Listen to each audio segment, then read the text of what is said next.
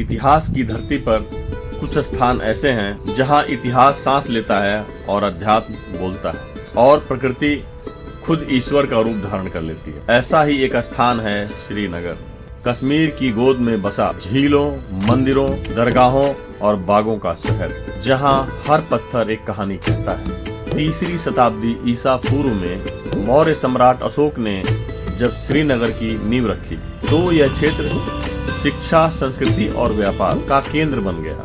यहाँ से कुछ दूरी पर शारदा पीठ था, प्राचीन भारत का वह ज्ञान जहाँ से वेद, दर्शन और व्याकरण का प्रकाश फैला।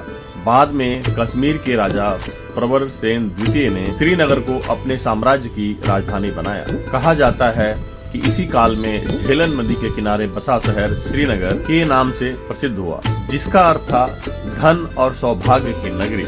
मध्यकाल में जब इस्लामी शासन आया तब श्रीनगर ने सूफी संस्कृति को अपनाया। शेख नूरुद्दीन नूरानी, ललद्यत जैसे संतों ने हिंदू और मुस्लिम विचारों को एक सूत्र में बांधा।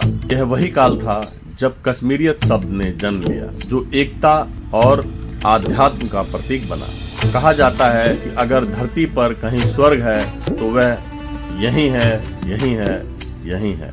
और इस स्वर्ग का सबसे खूबसूरत चेहरा है डल झील और मुगल गार्डन। डल झील के ऊपर तैरते हुए हाउस बोट्स और शिकारे आज भी पुराने कश्मीर की जीवंत झलक दिखाते हैं। शाम के वक्त जब झील के पानी में सूर्य की किरणें नाचती हैं तो लगता है जैसे खुद भगवान ने यहाँ चित्रकारी की हो। मुगल बादशाहों ने जब यहाँ कदम रखा तो वे भी इस भूमि की सुंदरता पर मुग्ध रह गए। जहांगीर ने कहा था, अगर कहीं धरती पर जन्नत है तो वह यही है, यही है, यही है।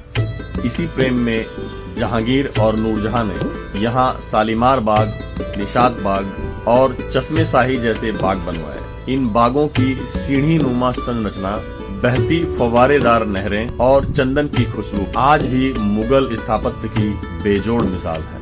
श्रीनगर का आध्यात्म सिर्फ मंदिरों तक सीमित नहीं है, यहाँ की हवा में भक्ति और सौहार्द दोनों बहते हैं।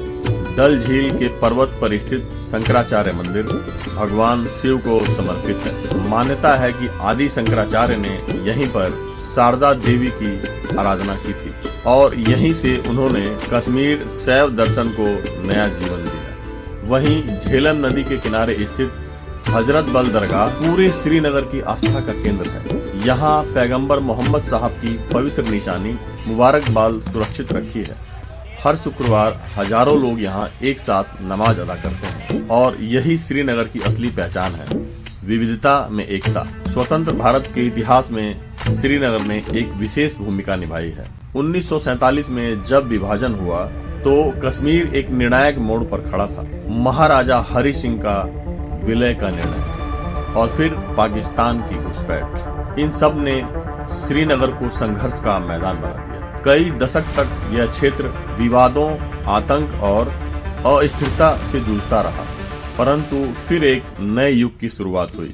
आर्थिक विकास, इंफ्रास्ट्रक्चर और पर्यटक के नए रास्ते खुले।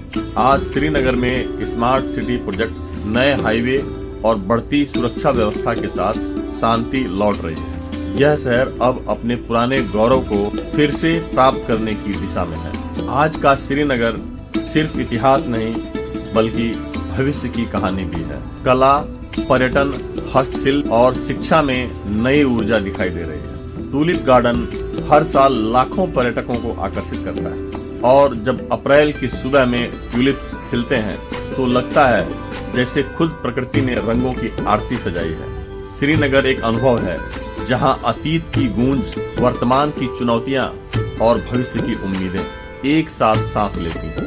यहाँ की हवा में इतिहास की खुशबू है, यहाँ के मंदिरों में शांति है और यहाँ की झीलों में जीवन की कविता बहती है। श्रीनगर हमें सिखाता है कि चाहे समय कितना भी कठिन क्यों न हो, सुंदरता, आस्था और एकता हमेशा जीवित रहती है। मैं ब्रजेश, अगर आपको मेरा यह वीडियो पसंद आया तो इसे लाइक करें, चैनल को सब्सक्राइब करें। मेरे अन्य सोशल मीडिया हैंडल्स का लिंक पाने के लिए चैनल का डिस्क्रिप्शन चेक करें। अपने विचार कमेंट में जरूर बताएं।